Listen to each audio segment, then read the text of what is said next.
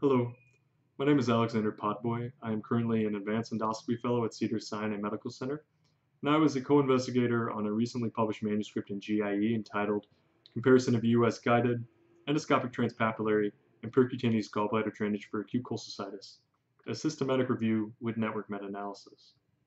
The optimal method of gallbladder drainage for acute cholecystitis in non-surgical candidates is uncertain, and EUS-guided, transpapillary, and percutaneous drainage have all been proposed as potential therapeutic options. However, indirect comparisons of all three modalities have been limited. Network meta-analysis is a relatively novel statistical method that allows for indirect assessment of outcomes that have not been directly compared. An overly simplistic explanation of network meta-analyses is that if studies compare A to B and B to C, we can statistically indirectly infer the relationship between A to C. And in this case, EUS-guided gallbladder drainage, transpapillary, and percutaneous drainage can all be compared if they've not been directly compared.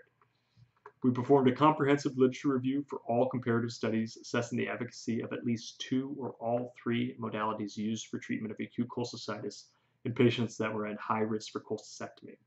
Our primary outcomes were technical and clinical success and post-procedural adverse events. Secondary outcomes included reintervention, unplanned readmissions, recurrent cholecystitis, and mortality.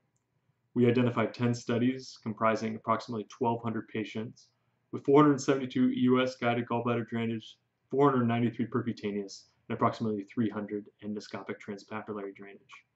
For our primary outcomes and network ranking estimates, percutaneous gallbladder drainage was noted to be ranked most likely to result in technical success, followed by ultrasound-guided drainage and transpapillary gallbladder drainage. For clinical success, EUS-guided and percutaneous were superior to endoscopic transpapillary with network ranking estimates similar between percutaneous and EUS-guided.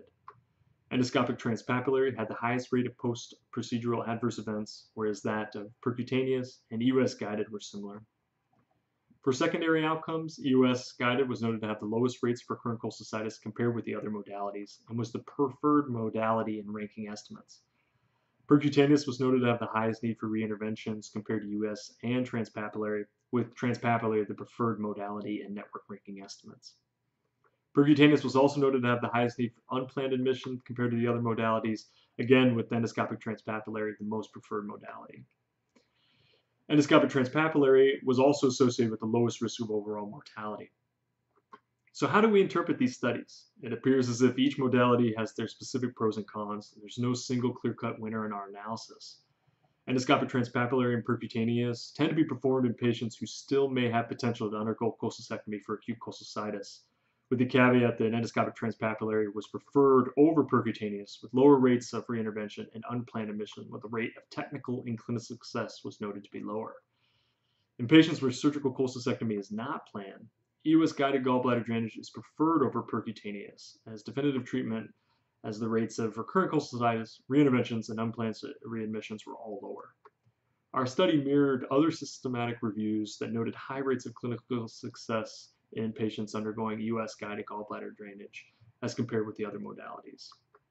The currently published analysis is largely relegated to high-volume tertiary endoscopic referral centers.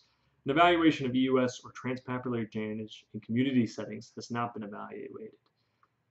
As EUS-guided gallbladder drainage gains traction across the world, evaluation of real-world applications in the community will be of importance. Thank you so much.